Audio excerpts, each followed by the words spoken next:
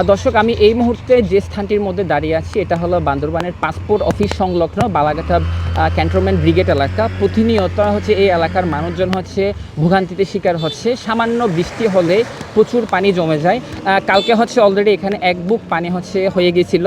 তো প্রায় 3 থেকে 4 ঘন্টা ধরে হচ্ছে প্রত্যেক দিন হচ্ছে পানি থাকার কারণে এই এলাকার যাতায়াত ব্যবস্থা বন্ধ হয়ে যায়। একটু আগেও প্রায় আধা ঘন্টা ধরে বান্দরবান থেকে বালাঘাটাগামী যে সমস্ত গাড়ি আছে সবগুলো হচ্ছে বন্ধ ছিল, এবং বালাঘাটা থেকে কোনো গাড়ি হচ্ছে বান্দরবানের উদ্দেশ্যে যারা বিশেষ করে বিভিন্ন অফিসিয়াল কাজে যাতায়াত করে তারাও হচ্ছে আধা ঘন্টা ধরে আটকে ছিল। সেই সাথে যারা প্রতিনিয়ত স্কুল কলেজ এবং হচ্ছে বিভিন্ন বিশ্ববিদ্যালয়ে যাতায়াত করে তারাও হচ্ছে প্রচুর হয়রানি হয়।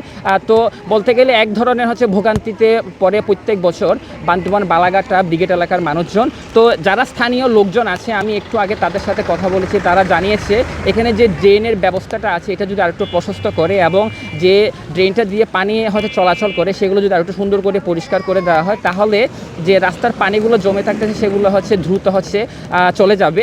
তো আপনারা দেখতে পাচ্ছেন রাস্তা দিয়ে হচ্ছে এই যে ছোট ছোট স্কুলের যে বাচ্চারা প্রতিনিয়ত হচ্ছে চলাফেরা করতেছে, তারা অনেক সময় কাদার মধ্যে পড়ে যায়। প্রায় 1 ঘন্টা থেকে 2 ঘন্টা ধরে তারা মানে রাস্তার মধ্যে আটকে থাকতে হয়, অনেক সময় তাদের স্কুলের সময়টাও চলে যায়। তো আরেকটা জিনিস বলে রাখতে চাই, প্রত্যেক বছর বৃষ্টির কারণে হচ্ছে মূলত এটা হয়। সেজন্য হচ্ছে যারা এলাকাবাসী আছে তারা হচ্ছে প্রশাসনের কাছে জোর দাবি জানিয়েছে এই এলাকাটার মধ্যে যে রাস্তাটা আছে এটা যদি একটু সংস্কার করা হয়, বিশেষ করে যে সমস্ত রাস্তাটার মধ্যে পানি জমে সে রাস্তাটা যদি একটু উঁচু করে দেওয়া হয় এবং ড্রেনের পানির ব্যবস্থাটা যদি একটু করে আরও ভালো করে দেওয়া হয় তাহলে মানুষ ভোগান্তি থেকে রক্ষা পাবে।